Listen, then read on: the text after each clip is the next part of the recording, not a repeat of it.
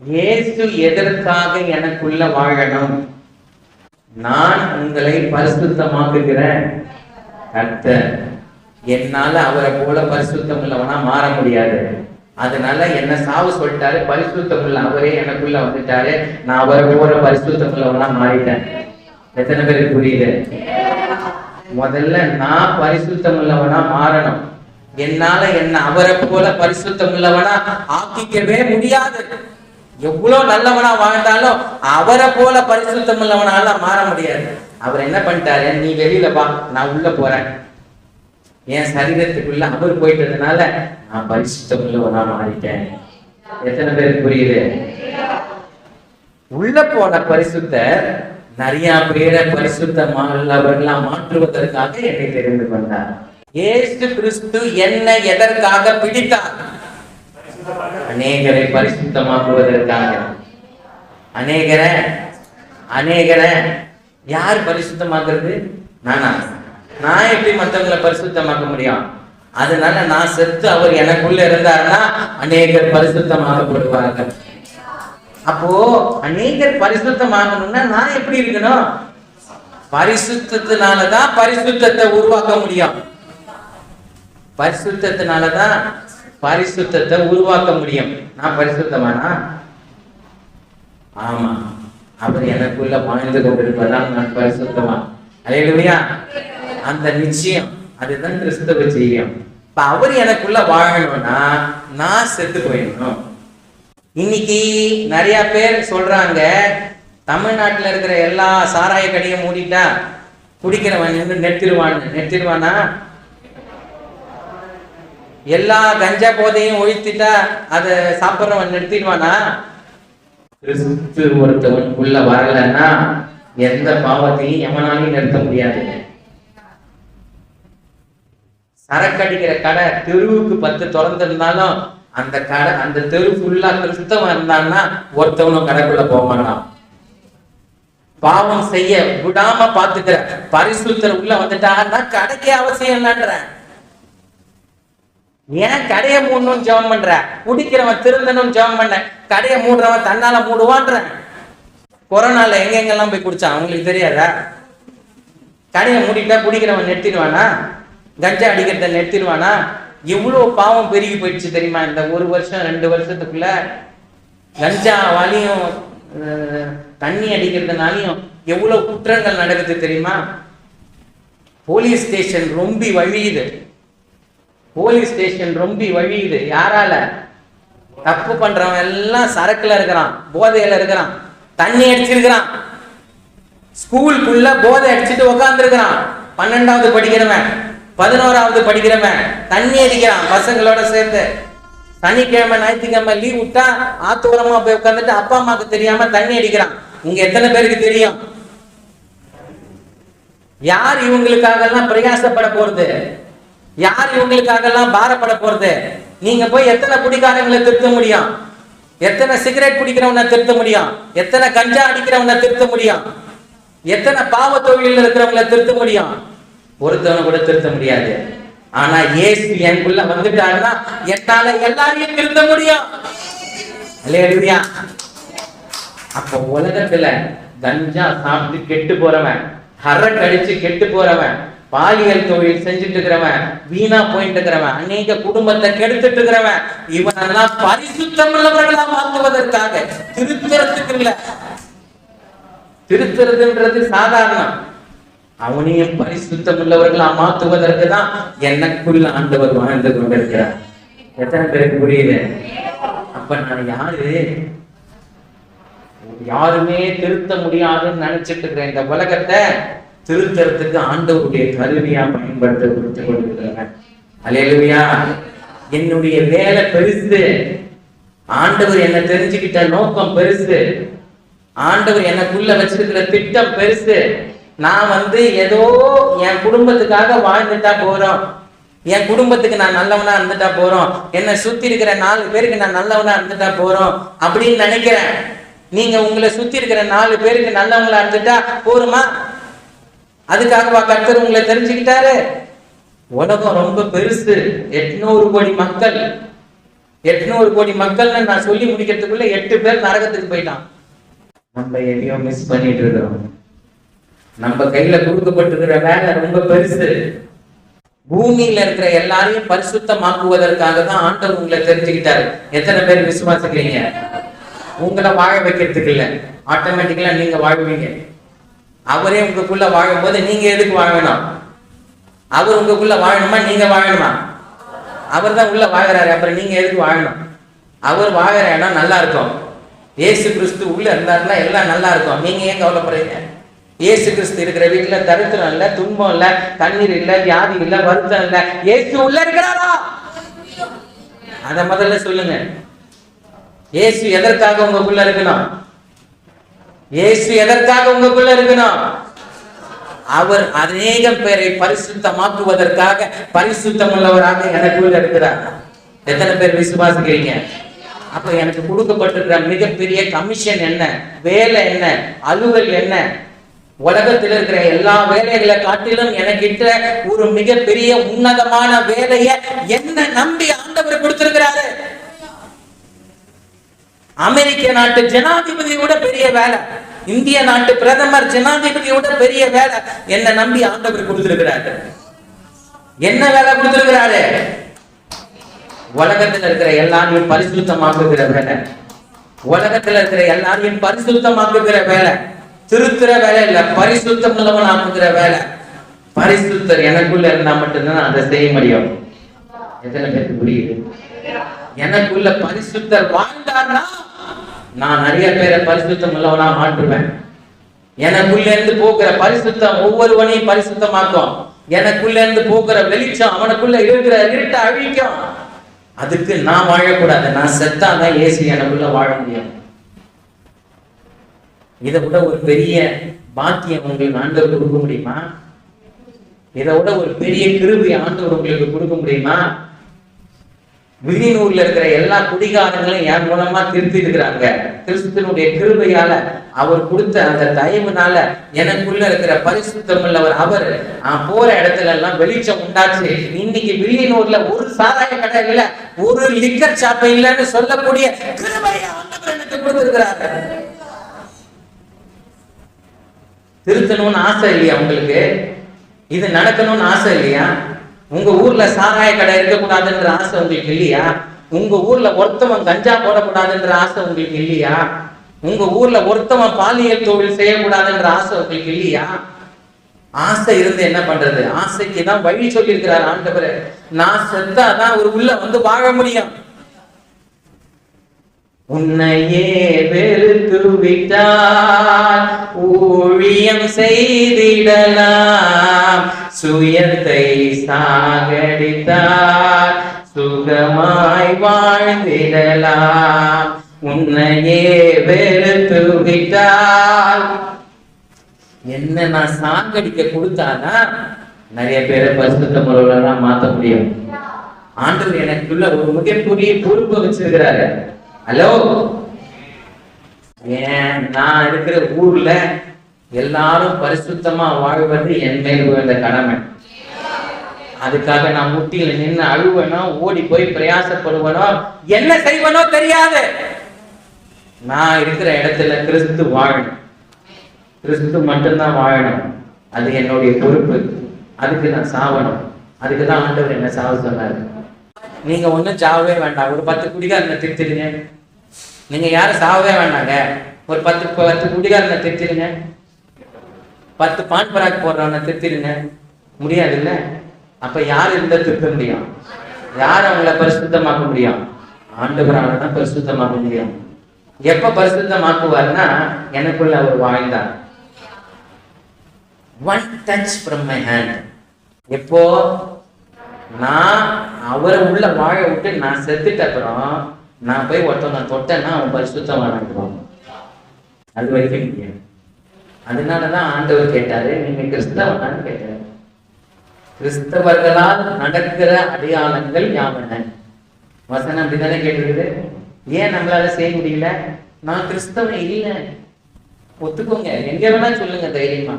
நான் கிறிஸ்தவன்லாம் இல்லைங்க, அவரும் சாமின்னு நம்பர், அவ்வளவுதான். கிறிஸ்தவன் என்னென்ன செய்வான்? கிறிஸ்தவன் அவர் செய்த கிரியைகளை காட்டிலும் அதிகம் செய்வான்னு வசனம் சொல்லியிருக்கிறது. அவர் போன இடத்துல விபச்சார ஸ்திரீகள் திருந்தினாங்க. அவரை பார்த்த மாத்திரத்துல கண்ணன் திருந்தினான். அவர் பார்த்த மாத்திரத்துல அவர் சகையை மேலேருந்து இறங்கி வந்த உடனே அவன் மனசுல மாற்றம். கொள்ளடிச்சதெல்லாம் நாளத்திலேயே திருப்பி தரன்றான். அதுதான் பரிசுத்தம் உள்ளவர். அந்த பரிசுத்தம் உள்ளவர் உங்க மூலமா நிறைய பேரை தொடரணும்னு ஆசைப்படுறாரு. எத்தனை பேருக்கு புரியுது? He wants to touch many lives through you. உங்க மூலமா நிறைய பேருடைய வாழ்க்கையை மாற்றணும்னு ஆசைப்படுறாரு. உங்க மூலமா நிறைய பேருடைய வாழ்க்கையில பரிசுத்தம் உள்ள வாழ்க்கையை உருவாக்கணும்னு ஆசைப்படுறாரு. திருடன் இல்லாத ஊரு, பொறுக்கி இல்லாத ஊரு, ரவுடி தொழில் செய்யாதவன் உள்ள ஊரு, எல்லாமே நல்லவங்களா இருக்கிற ஊரு, கெட்ட வார்த்தை பேசாம இருக்கிறவங்க ஊரு, எல்லாமே நல்லவனா இருக்கிற ஊரு நீங்க பார்க்கணும்னு ஆசைப்படுறீங்களா? அதுக்கு இயேசு உங்களுக்குள்ள வாழணும். ஆனா என் ஆண்டவரால மட்டும்தான் உங்களை பரிசுத்தமாக்க முடியும். என் ஆண்டவரால மட்டும்தான் உங்களை பரலோக ராஜ்யத்துக்கு கூட்டிட்டு போக முடியும்.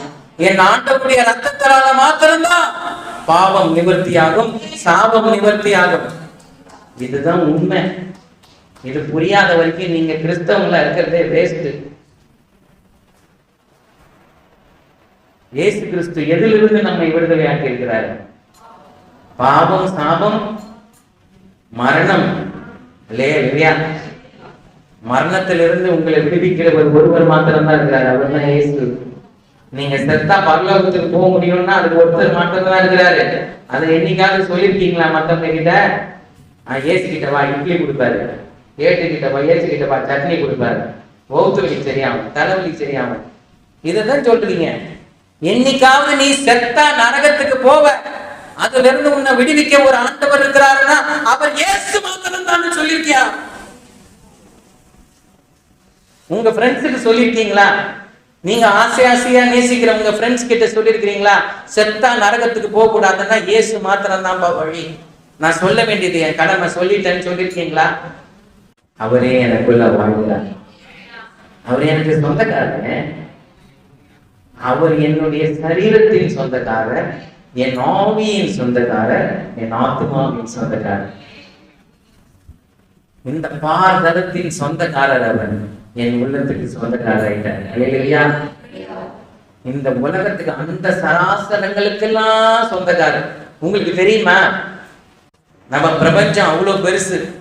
எத்தனை கோடி ஆண்டுகள் ஒலி பயணிச்சுக்கிட்டே, ஒரு செகண்டுக்குள்ள 3 லட்சம் கிலோமீட்டர் போகக்கூடிய ஒலி எத்தனை கோடி கோடி கோடி ஆண்டுகள் பயணம் பண்ணிக்கிட்டே இருந்தா கூட கடந்து முடிக்க முடியாத அளவுக்கு பெரிய பிரபஞ்சத்தை என் ஆண்டவர் படைத்திருக்கிறார்.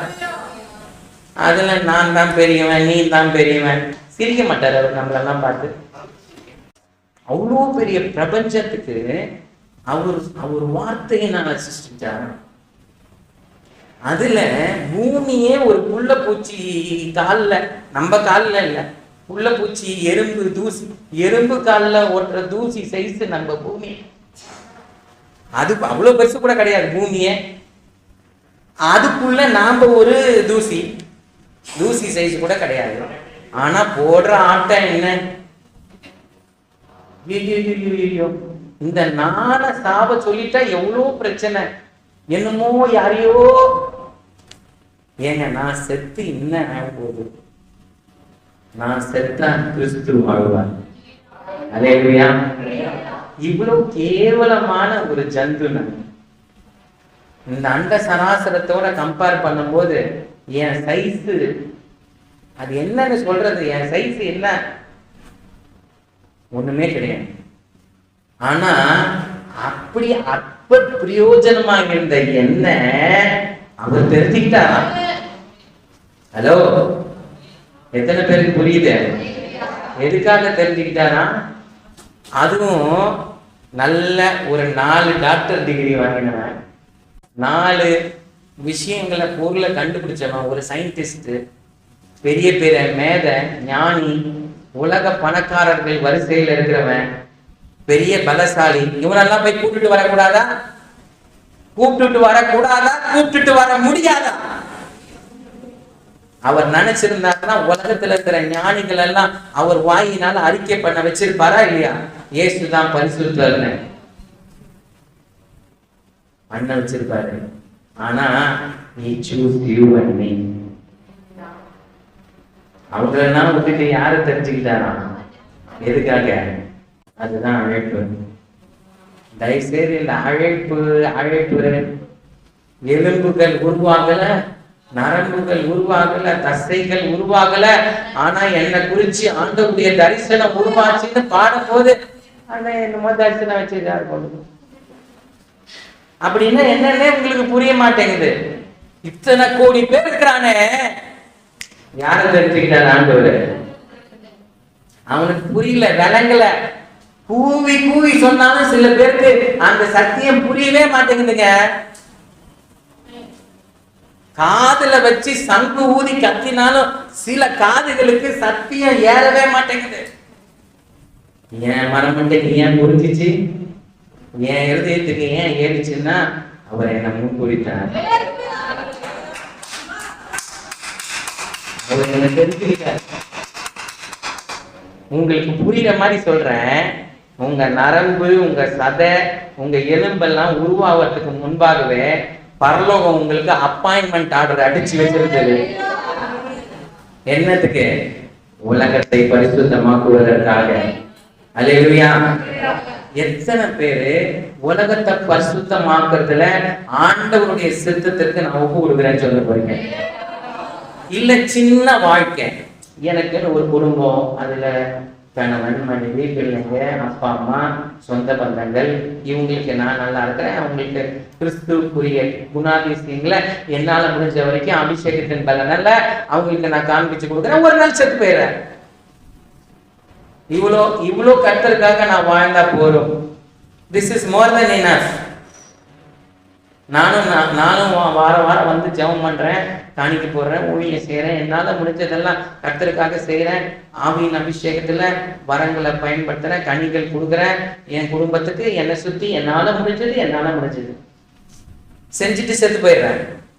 You want to live this simple life or or or or இந்த சாதாரணமான வாழ்க்கையை வாழ போறீங்களா?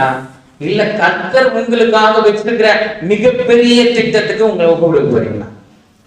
உங்க மூலமா 1 கோடி ஆத்துமாக்கள் பரலோக ராஜ்யத்துக்குள்ள, உங்க மூலமா, என் மூலமா, எனக்குள்ள இயேசு கிரியை செய்யறது மூலமா 1 கோடி ஆத்துமாக்கள் சம்பாதிக்காம நான் பரலோக ராஜ்யத்துக்கு வரமாட்டேன். அந்த வெறி இருக்கணும். அந்த வெறி தீவிரவாதியை விட நம்ம தான் தீவிரமா இருக்கணும். ஏன்னா அவர் என்ன போய் தெரிஞ்சுக்கிட்டாருங்க. ஹலோ, என்ன தெரிஞ்சுக்கிட்டாரு? எதுக்கு தெரிஞ்சுக்கிட்டாரு? எங்க ஊர்ல இருக்கிற எல்லா அயோக்கிய பையனையும் திருத்தத்துக்கு, பரிசுத்தமாக்குவதற்கு. என்னத்துக்கு தெரிஞ்சுக்கிட்டாரு? Through one man. ஒரு மனுஷன் மூலமா ஒரு ஊர்ல பரிசுத்தம் உண்டாகும். அல்லேலூயா. ஆபிரகாம் மூலமா எப்படி ஆண்டவர் பரிசுத்த சந்ததிய மீண்டுமா உருவாக்கணும்னு எதிர்பார்த்தாரோ, யாரை கூப்பிட்டு வந்தாரு? ஆபிரகாம் எதுக்கு கூப்பிட்டு வந்தாரா? வேற எவனுமே ஊர்ல கிடைக்கலன்றதுக்காகவா? இல்ல ஆபிரகாம விட்டா எவனும் நம்ம கூப்பிட்டா வரமாட்டான்றதுனாலயா? Why did God choose Abraham? அவன் மேலே அழைப்பு இருந்துச்சு. அல்லேலூயா. கொஞ்சம் மாத்தி யோசிங்க. ஏன் ஆண்டவர் ஆபிரகாம தெரிஞ்சுக்கிட்டாரு? அவன் மேலே அழைப்பு இருந்துச்சு. அவனுக்கு கொடுக்கப்பட்ட அழைப்பு பரிசுத்த சந்ததியினுடைய தகப்பன், விசுவாசிகளின் தகப்பன். அல்லேலூயா. அதே போலதான் உங்களுக்கும் அழைப்பு இருக்கு.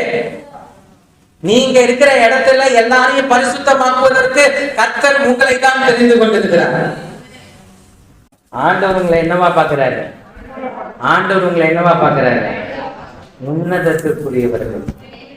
அல்லேலூயா. அதனாலதான் உங்களுடைய அழைப்பே ரொம்ப பெருசு. உன்னை குறிச்சு ஒரு தரிசனம் வச்சிருக்கிறேன், உன்னை குறிச்சு ஒரு திட்டம் வச்சிருக்கிறேன். நீ தெரியாமல்லாம் சர்ச்சுக்குள்ள வந்துட்டேன்னு நினைக்காத. நீ அப்படி நினைச்சா பரவாயில்ல, இன்னைக்கு மாத்திக்கோ, உன் மனநிலைமையை மாத்திக்கோ. அநேகம் பேரு செத்து போயிட்டுருக்காங்கப்பா. இன்னைக்கெல்லாம் பார்ல உட்கார்ந்து குடிக்கிற லேடிஸ் இருக்கிறாங்க. அசிங்கமா இல்ல கேட்க? நமக்கு வெக்கமா இல்ல? நான் இருக்கிற ஊர்ல இயேசுவால தெரிந்து கொள்ளப்பட்டிருக்கிற நான் எலியா மாதிரி பேசுறேன். கர்த்தருடைய சமூகத்துல இருக்கிற நான் அந்த பரிசுத்த ஆணவத்துல பேசுறேன். நான் இருக்கிற ஊர்ல லேடிஸ் குடிக்கிறதா பரிசுத்தமாக்குறதுக்கு என்கிட்ட இந்த பிரயாசம். எத்தனை பேருக்கு அந்த வெறி வருது? நான் ஒருத்தவன் பரிசுத்தமான இந்த ஊர்ல இருக்கிறேன். என் ஊர்ல எப்படியா லேடிஸ் குடிப்பான்? என் ஊர்ல எப்படியா லேடிஸ் விபச்சாரம் பண்ணுவான்? என் ஊர்ல எப்படி கொலை நடக்கும்? என் ஊர்ல எப்படி பான் பராக்கு விற்கும்? என் ஊர்ல எப்படி சரக்கு விற்கும்? என் ஊர்ல சின்ன பசங்க எப்படி சரக்கு சாப்பிடுவாங்க? என் ஊர்ல எப்படி ஆன்ஸ் போடுவாங்க சின்ன பசங்க? எனக்குள்ள அந்த வெறி இல்லை. நான் என்னையே சுருக்கிக்கிட்டேன். ஒத்துக்கோங்க எல்லாரும். நம்ம எல்லாம் வெக்கத்தோட ஒரு உண்மையை ஒத்துக்கணும். நான் எதுக்கு ஏசுகிட்ட வந்தேன்? ஏதாவது ஏதாவது கிடைக்க வேண்டும். ஒவ்வொரு நாளும் முட்டி போடும் போதெல்லாம், சபைக்கு வரும் போதெல்லாம் ஏதாவது கிடைக்க வேண்டும் ஒவ்வொரு நாளும். அவரோட பெருசு ஏதாவது உள்ள வர முடியுமா? ஏதாவது உங்க சரீரத்துக்குள்ள வந்து நிரப்ப முடியுமா? உள்ள அவரை விட ஒரு பெரிய சந்தோஷம் இருக்கா? அவரை விட ஒரு பெரிய சமாதானம் இருக்கா? அவரை விட ஒரு பெரிய பரலோக ராஜ்யமே உங்களுக்குள்ள இருக்கிறது. உங்களுக்கு தெரியாது. நீங்க உத்தரவெடுத்து பண்ண போற ஒவ்வொரு ஜெபமும், உத்தரவெடுத்து சொல்ல போகிற, அவருக்காக வாஞ்சியா செய்ய போகிற ஒவ்வொரு ஊழியமும் அசைவம் உண்டாக்கும். பரிசுத்த கூட்டத்தாரா நீங்க கிரியை செய்ய ஆரம்பிச்சிட்டீங்கன்னா தேசம் பரிசுத்தமாகும். நீங்க பரிசுத்த கூட்டத்தாரா அவருக்காக வாழணும். Can you change the world? Yes, I can. என்னால இந்த உலகத்தை மாற்ற முடியுமா? முடியும். என்னால முடியாது, எனக்குள்ள வாழ்கிறவராக முடியும். அப்ப யார் வாழணும்? இல்ல, உலகத்தை அசைக்கிறவர்கள் இங்கேயும் வந்து விட்டார்கள். உலகத்தை கலக்கிறவர்கள் இங்கேயும் வந்து விட்டார்கள். யாரை பார்த்து சொன்னாங்க? சீஷர்களை பார்த்து சொன்னாங்க. நீங்க போய் சத்தியம் சொன்னா கேட்பாங்களான்னு யோசிக்கிறீங்க. ஒரு ஊரை ஆயத்தம் பண்ண ஒரு லேடியை பத்தி நான் உங்களுக்கு சொல்லிட்டு முடிச்சிடறேன். ஒரு நாட்டையே, சமாரியான்னு ஒரு தேசம் இருந்தது. அந்த தேசத்து பேர் என்ன? சமாரியா. அந்த நாட்டுல ஒரு பெண்மணி இருந்தாங்க. இயேசுனுடைய காலத்துல அவங்க தண்ணி குடிக்கிறதுக்கு தனியா வந்திருந்தாங்க. நீங்க எல்லாம் வாசிச்சு முடிச்சிட்டீங்க. அந்த அம்மா எப்படிப்பட்ட அம்மா? அந்த அம்மாக்கு எத்தனை வீட்டுக்காரங்க? ஆனா இப்ப இந்த 5 பேருடைய அந்த அம்மா இல்ல. அப்படிப்பட்ட ஒரு வாழ்க்கையை வாழ்ந்து கொண்டிருந்த அந்த அம்மா. ஆனா ஆண்டவர் அவங்க மேல ஒரு அழைப்பு வச்சிருந்தாரு. Come on, understand what God is talking to you. ஆண்டவர் என்ன சொல்ல வர்றாருன்னு புரிஞ்சுக்கோங்க. நீங்க யாருன்றது ஆண்டவருக்கு முக்கியம் இல்ல. அவர் யாருன்னு உங்களுக்கு தெரிஞ்சுட்டா போறோம். நீங்க நிறைய பேருடைய வாழ்க்கையை மாத்தலாம். நீங்க யாரா வேணா இருந்துட்டு போங்க, எவ்வளவு கேவலமா வேணா இருந்துட்டு போங்க. அது யாருக்கு என்னங்க பிரச்சனை? அவர் யாருன்னு உங்களுக்கு தெரியுமா?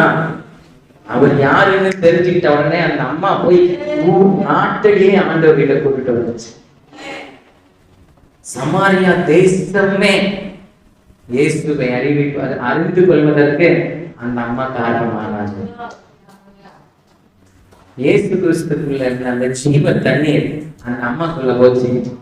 அந்த அம்மாக்குள்ள இருந்து கட தேசத்துக்குள்ளேயே பாய்ந்துச்சு. ஏன்னா அவங்க இயேசு யாருன்னு கண்டுபிடிச்சிட்டாங்க. நீங்க இன்னும் கண்டுபிடிக்கலாம்.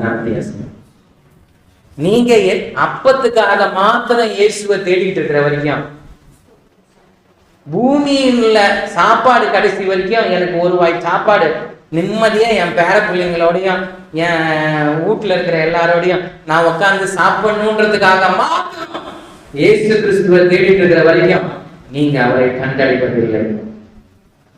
ஆனா இன்னைக்கு அவருடைய பர்பஸ்க்காக, அவர் என்னை எதுக்கு தெரிஞ்சுக்கிட்டாரோ அதுக்காக நான் இயேசுக்காக நிற்க போறேன். இயேசு எனக்காகன்றதெல்லாம் முடிஞ்சிடுச்சு. அவர் உங்களுக்காக யாவையும் செய்து முடித்து விட்டார். இன்னும் என்ன செய்யணும்ன்றீங்க? இயேசு உங்களுக்கு அவருடைய மகிமையை உங்களுக்கு தந்துட்டாரு. கேவலம் அந்த யூனிவர்ஸ்ல இருக்கக்கூடிய சல்லி பைசாக்கு பிரயோஜனம் இல்லாத நமக்கு அவருடைய மகிமைக்கு நம்மள உடன் பங்காளி ஆக்கிட்டாரு. வேற என்ன செய்யணும்? இதை விட பெருசா ஏதாவது வேணுமா? நீங்க ஆண்டவருக்காக என்ன செய்யறீங்க? அதுதான் உங்களை மாற்ற போகுது. நான் ஆண்டவருக்காக என்ன செய்ய போறேன்? எத்தனை பேருடைய வாழ்க்கையில மாற்றத்தை உண்டாக போறேன்? எத்தனை பேருடைய வாழ்க்கையில கிறிஸ்து என் மூலமா வெளிப்பட போகிறார்? அதுதான் எனக்கு முக்கியம். அதுக்குதான் ஆண்டவர் உங்களை தேடி வந்திருக்கிறார். அதுக்குதான் சபை கூடி வருகிறோம். நம்ம ஒவ்வொருத்தரும் உலகத்துல பரிசுத்தத்தை உண்டாக்குவதற்காக கிறிஸ்துவால் முன்குறிக்கப்பட்டவர்கள், தெரிந்து கொள்ளப்பட்டவர்கள், அழைக்கப்பட்டவர்கள், பரிசுத்தம் உள்ளவர்களாக மாற்றப்பட்டிருக்கிறவர்கள், நீதிமான்களாக்கப்பட்டிருக்கிறவர்கள். எத்தனை பேர் நம்புறீங்க? அப்படியே எதிர்த்து கண்டு நம்புவோம்.